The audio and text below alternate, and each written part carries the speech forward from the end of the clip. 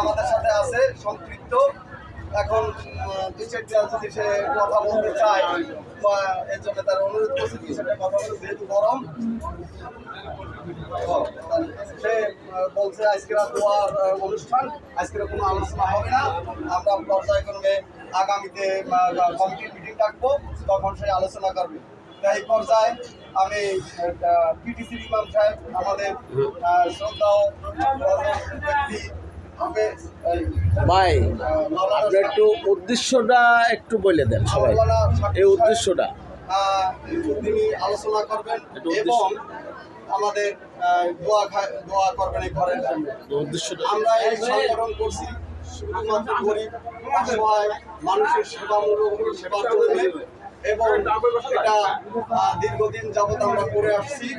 আমাদের এই সংগঠনের দীর্ঘদিন যাবৎ কোনো ঘর ছিল না, আমাদের কারণে আমরা হয়তো আমাদের ব্যর্থতায় আমরা কোনো ঘর করতে পারি নাই।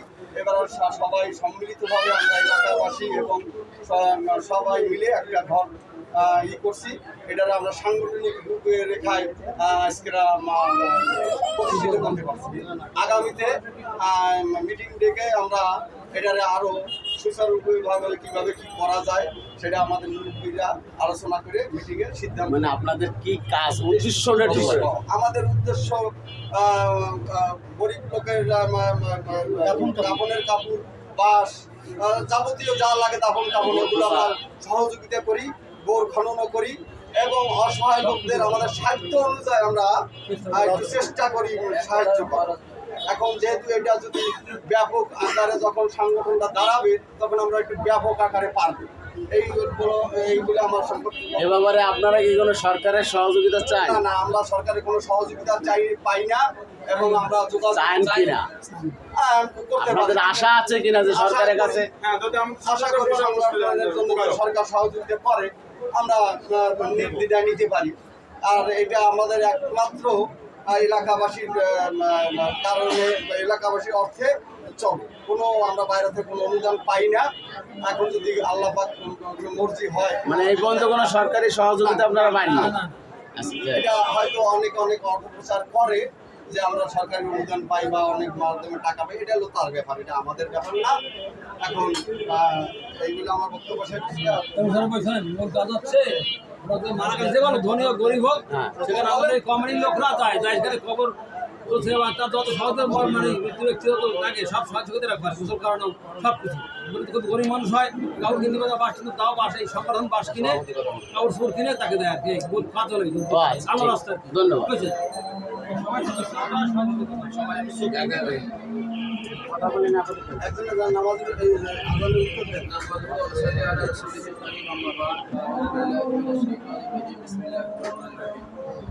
যদিও আজকের আলোচনা তেমন কিছু না, আলোচনার বিষয়ও না, সংক্ষিপ্ত দোয়া, তারপরেও আমাদের যে উদ্দেশ্য, সেই উদ্দেশ্য আমি আসলে আমাদের উদ্দেশ্য এই কার্যক্রম কিন্তু একটা অরাজনৈতিক সংগঠন, শুধু এলাকার মানুষের খেদমতে আমাদের মূল উদ্দেশ্য। যে যদি কেউ মারা যায়, তার খবরটা খুঁজে দিয়ে আসা, তার গোসল করে দেওয়া, তার যদি কাপড় মানে ব্যবস্থা করে দেওয়া, এইগুলোই কিন্তু আমাদের মূল উদ্দেশ্য। সবাই আশা করি।